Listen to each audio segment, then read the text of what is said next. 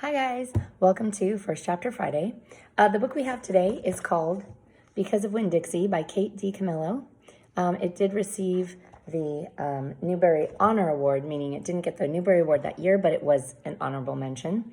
This is also the same author as The Tale of Despereaux we've been reading, so hopefully you enjoy it. So we'll be reading the first chapter of Because of Winn Dixie. Chapter 1, my name is India Opal Baloney, and last summer my daddy, the preacher, sent me to the store for a box of macaroni and cheese, some white rice, and 2 tomatoes, and I came back with a dog. This is what happened. I walked into the produce section and the Winn Dixie grocery store. So in the South, they have grocery stores called the Winn Dixie. So that might be foreign to us here in California. To pick out my 2 tomatoes, and I almost bumped right into the store manager. He was standing there all red-faced, screaming and waving his arms around. "Who let a dog in here?" he kept on shouting. "Who let a dirty dog in here?" At first, I didn't see the dog. There were just a lot of vegetables rolling around on the floor, tomatoes and onions and green peppers, and there was what seemed like a whole army of Winn Dixie employees running around waving their arms just the same way the store manager was waving his. And then the dog came running around the corner. He was a big dog and ugly, and he looked like he was having a real good time. His tongue was hanging out, and he was wagging his tail. He skidded to a stop and smiled right at me. I had never before in my life seen a dog smile, but that is what he did. He pulled back his lips and showed me all his teeth. Then he wagged his tail so hard that he knocked some oranges off a display, and they went rolling everywhere, mixing in with the tomatoes and onions and green peppers. The manager screamed, "Somebody grab that dog!" The dog went running over to the store manager, wagging his tail and smiling. He stood up on his hind legs. You could tell that all he wanted to do was to get face to face with the manager and thank him for the good time he was having in the produce department. But somehow he ended up knocking the manager over.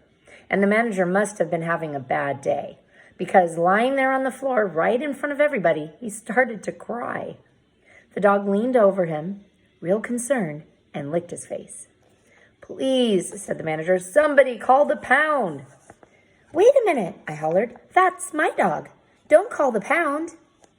All the Winn Dixie employees turned around and looked at me, and I knew I had done something big. And maybe stupid, too. But I couldn't help it. I couldn't let that dog go to the pound.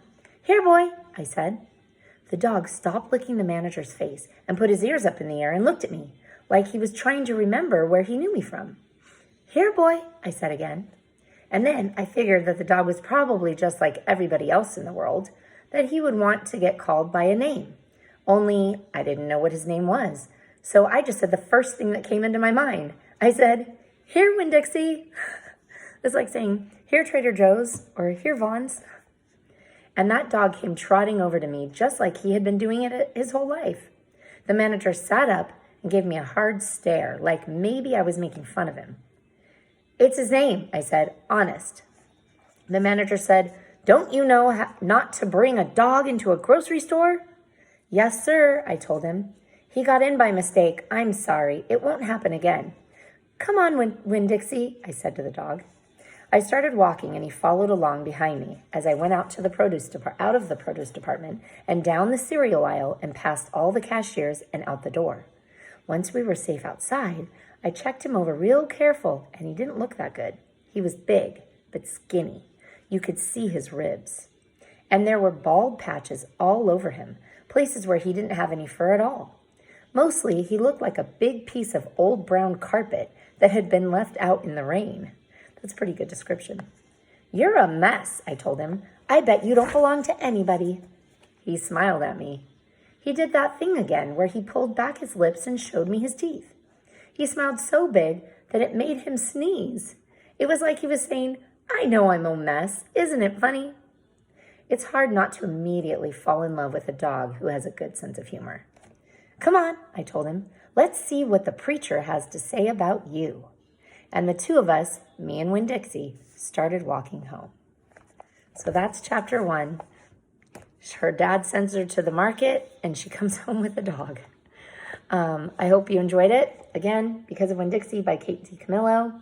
Check it out if you liked the first chapter. See you next time.